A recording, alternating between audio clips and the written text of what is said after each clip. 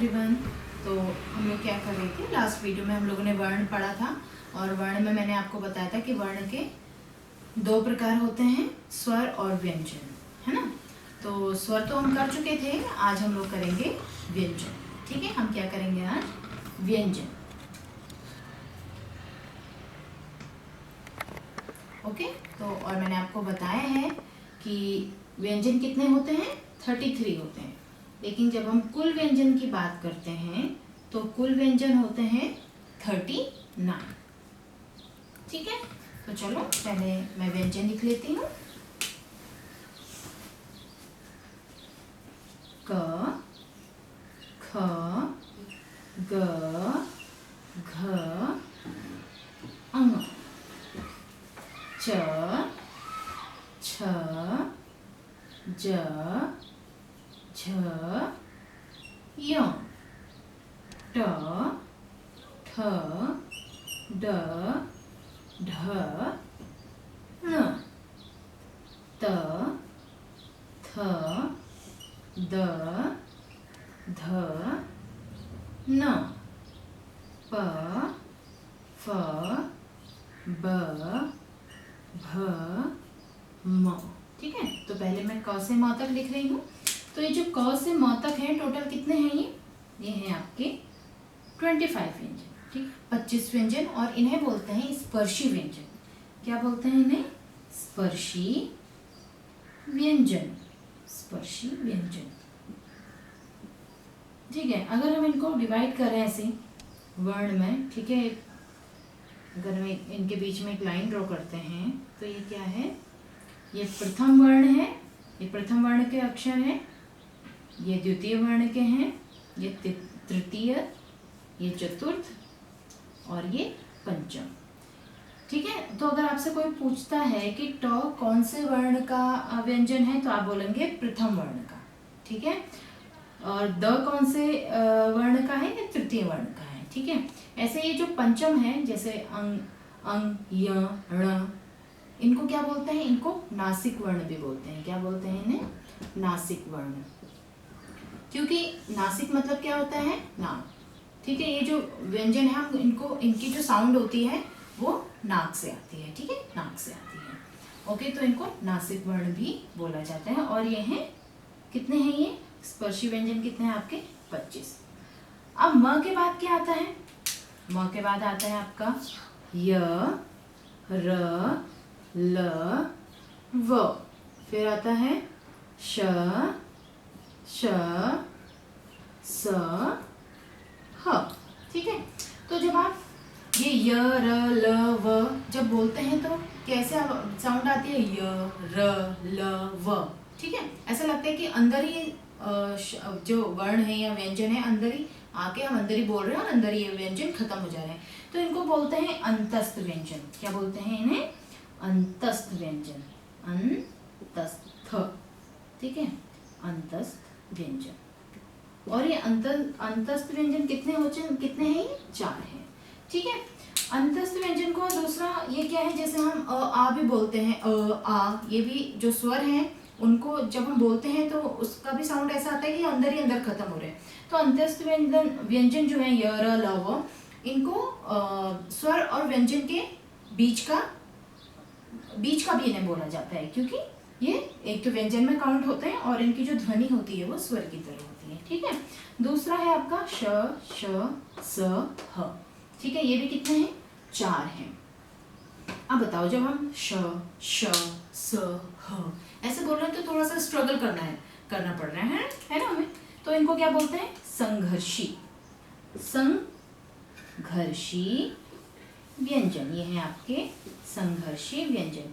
और उन्हें दूसरा क्या बोलते हैं, इन्हें ऊष्म व्यंजन भी बोलते हैं। ऊष्म मतलब क्या होती है, ऊष्मा, हीट, गर्मी। ठीक है, तो श, श, स, ह जब हम बोल रहे हैं तो लिप्स के आसपास से हीट लगती है, हमें फील होता है। ठीक है, तो इसलिए इन्हें ऊष्म व्यंजन भी बोलते हैं। ठीक है, तो अब अगर हम इन्हें काउंट करें तो ये कितने हो गए, 25 तो स्पर्शी व्यंजन है, 4 आपके अंतस्थ व्यंजन है, फिर 4 आपके संघर्षी व्यंजन या ऊष्म व्यंजन है।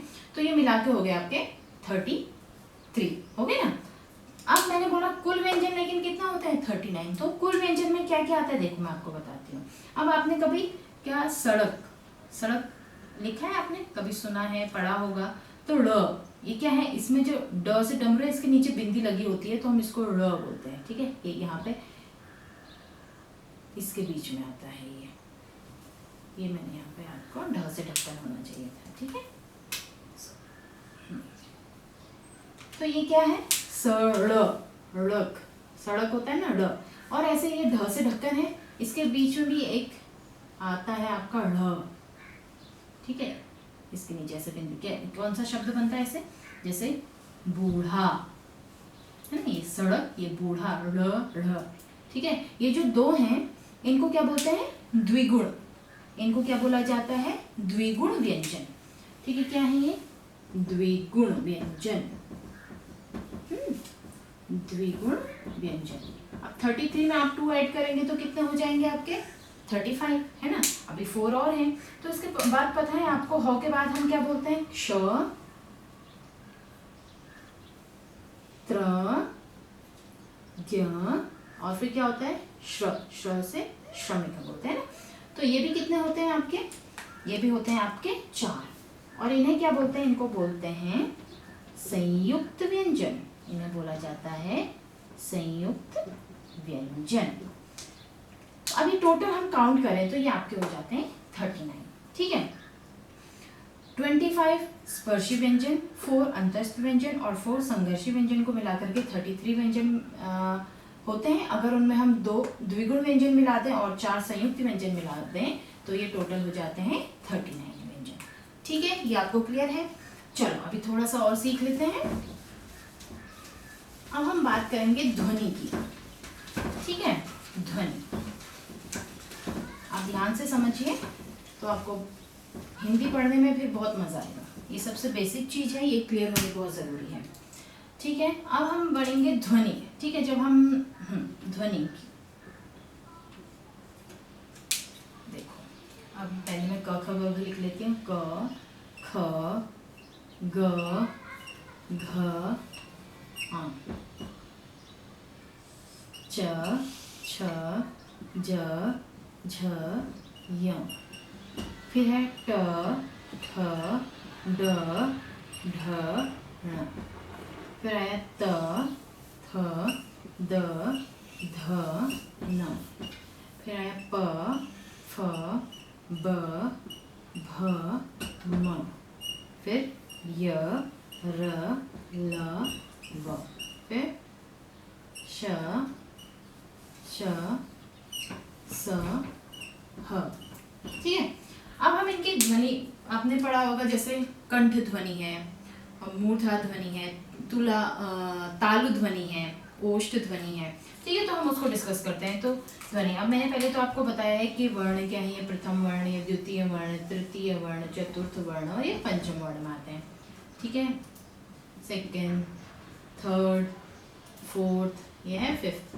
अब हम ऐसे देखेंगे, ध्वनियों को हम ऐसे देखते हैं। ठीक है, अब जब आप क बोलते हैं, क, ख, एक ही लाइन में हम, एक ही ध्वनि में हम काउंट करेंगे, क, ख, ग, घ। आप गले में हाथ लगाओगे ना, इधर से आवाज आती है, तो गले को क्या बोलते हैं, कंठ। तो ये क्या है, कंठ ध्वनि। तो कंठ ध्वनि में कौन कौन से वर्ण आते हैं, व्यंजन आते हैं। अगर आपसे पूछा जाए कि ग कौन सी ध्वनि में आता है, कंठ ध्वनि में आता है। ठीक है, फिर आता है तालु। तालु क्या होता है, जब हम ऊपर वाला एरिया। ठीक है, जब हम, जैसे हम च बोलते हैं, च, तो हमारा टंग ऊपर टच होता है, च, छ, है ना, च, छ, ज, झ, है ना, ऊपर टच होता है। तो वो क्या बोलते हैं उसको, तालु। तो ये कौन सी ध्वनि हो गई, तालु ध्वनि। ठीक है, अब आपका आ गया ट, ठ, ड, ढ, ण। ट, ठ, ड, ढ, ण। तो ये किस में होता है, इसमें दांत और तालु के बीच का जो एरिया उसको बोलते हैं मूर्धा, है ना। तो वहां पर जब टंग हमारी टच होती है तो उसको बोलते हैं मूर्धा ध्वनि। ठीक है, फिर है त। अब त में तो आपको समझ में आ रहा है, त, थ, द, ध, न। ये हमारे दांतों के साथ टच हो रहा है तो इसको बोलते हैं दंत। फिर है प, फ, ब, भ, म। हमारे लिप्स यहाँ पे यूज हो रहे हैं, तो लिप्स को क्या बोलते हैं हिंदी में, होंठ को और क्या बोलते हैं, ओष्ठ। तो ये क्या है, ओष्ठ ध्वनि। ठीक है, ये क्लियर है। ये जो हमारा स्पर्शी व्यंजन था, इतने में मैंने आपको बता दिया। तो ये पूरा जो क से अंग तक है ये कंठ ध्वनि है, च से य तक तालु ध्वनि, ये मूर्धा ध्वनि, दंत ओष्ठ, ठीक है। फिर आ गया य र ल व। जब आप अब इनको इनके साथ ये सेम चीजें नहीं होती, हमें इसे देखना पड़ेगा। जब आपने य बोला तो हमारी जो टंग है ऊपर टच हो रही है, तो ये किस में आएगा? तालु में। फिर आपने बोला र, ठीक है, र, तो ये किस में आएगा? मूर्धा। फिर आपका आएगा ल दंत। व में हमारे दांत भी टच हो रहे हैं और होंठ भी टच हो रहे हैं, इसको बोलते हैं दंत ओष्ठ। क्या बोलते हैं इसको? दंत ओष्ठ। फिर आपका आया श किस में आएगा? तालु में। श ये आपका आता है मूर्धा में, ठीक है। फिर स आपका आता है दंत में। फिर है ह एक कंठ से निकलता है, ये आएगा आपका कंठ ध्वनि में, ठीक है। आई होप इतना तो क्लियर है, आपको ध्वनि भी क्लियर हो गई है ना। ये बहुत इजी है, हम जैसे बोल रहे हैं ना, अगर आप सही तरीके से इन व्यंजन को या स्वर को या उन्हें वर्णमाला जो है हमारी, उनको अच्छे से आप बोलते हो, तो आप हर एक चीज़ को रिलेट करके इनको लर्न कर सकते हो, ठीक है। चलो एक छोटी सी चीज़ और सीख लेते हैं व्यंजन में ही, ये बहुत ज़रूरी है। थोड़ा सा मैं इसको यहाँ पे थोड़ा सा ऐसे लिख लेती हूँ। क्या था आपका? छ इसी से रिलेटेड है ये। यहाँ पे है क, ख, ग, घ, ठीक है, ये है। तो इसमें बहुत सारे शब्द ऐसे होते हैं जिसमें बिंदी लगी होती है ऊपर से, है ना, और हम उसमें या तो न लिख देते हैं या म लिख देते हैं। तो आज मैं उनको बताती हूँ आपको कि उनको कैसे क्लियर करना है। बहुत इजी है, हम लोग कभी कभी ना उसके लिए बहुत कंफ्यूज हो जाते हैं, बट उसमें कंफ्यूज नहीं होना है, ध्यान से सुनो। बहुत छोटी सी चीज़ है, एक बार सुन लिया तो हमेशा ध्यान में रहेगा आपको, ठीक है। अब मैंने एक शब्द लिखती हूँ मैं, ठीक है, मैं एक शब्द आपके लिए लिखती हूँ।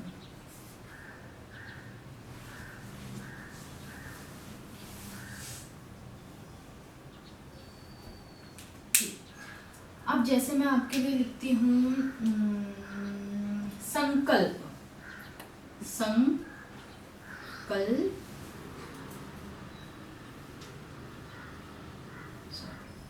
संकल्प ऐसे लिखते हैं, संकल्प। अब ये क्या है? स के ऊपर बिंदी लगी है, ठीक है। अब ये बिंदी में आप मुझे बताइए, तो जब हम इसको खोलेंगे तो हम क्या लिखेंगे? यहाँ पे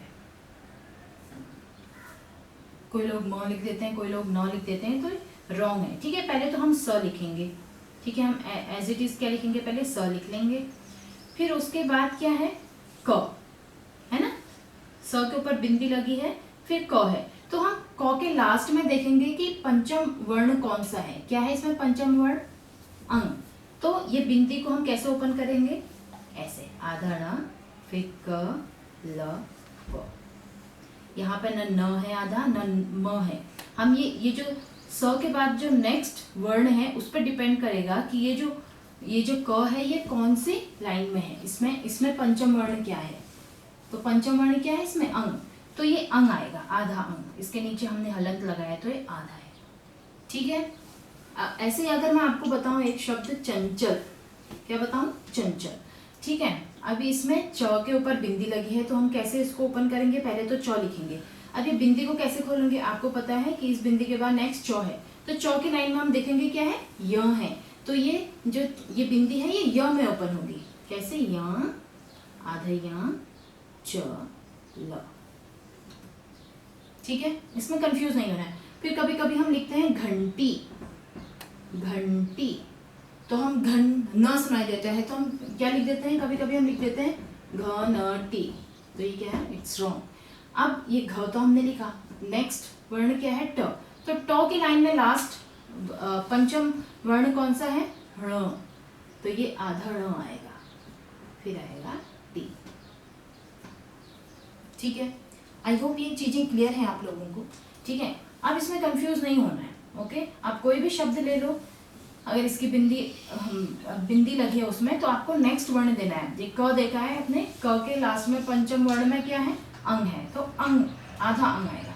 ठीक है, आप चंचल लिखा आपने, तो चंचल में ये च है, फिर च है, तो च वाली लाइन में पंचम वर्ण में क्या है, यो, तो यो आधा यो आएगा। ऐसे ही घंटी लिखा आपने। ऐसे ही आप कोई भी वर्ण ले लो, कोई भी आप शब्द ले लो, उसका बिंदी के नेक्स्ट जो वर्ण होगा उसके पंचम वर्ण में आपने देखना है कि क्या वर्ण है और वो आधा यूज होगा वहाँ पे।